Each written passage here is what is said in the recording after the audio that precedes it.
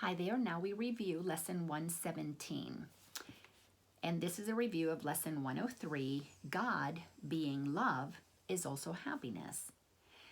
The affirmation is, let me remember love is happiness and nothing else brings joy. And so I choose to entertain no substitutes for love.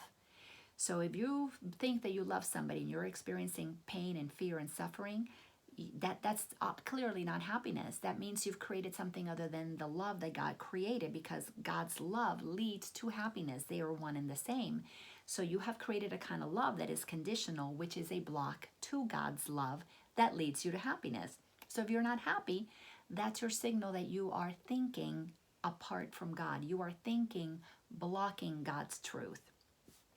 So now we're going to review Lesson 104. I seek but what belongs to me in truth.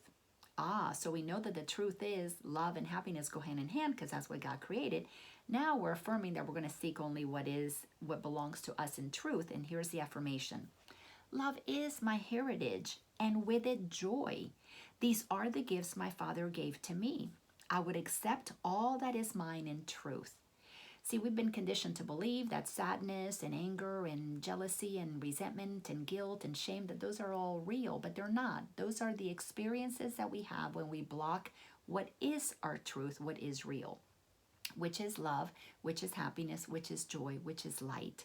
So God did not create anything other than those things, but when we block those things, much like the earth might block the sun and casts what appears to be a dark night, when we no longer block what God has created, we experience what God has created. So anything other than joy is strictly what the ego has made up to have us believe that we can feel something other than what God intended us to feel. And of course, because we've been given the ability to choose what we want to believe, not so that we can discreate what God created, but so that we can believe whatever we want to create, until we decide to align ourselves with God, because when we're believing our own thoughts, we're going to suffer. That's just the way it's going to be. But when we align with God, we will feel the joy, the happiness that is our God-given right.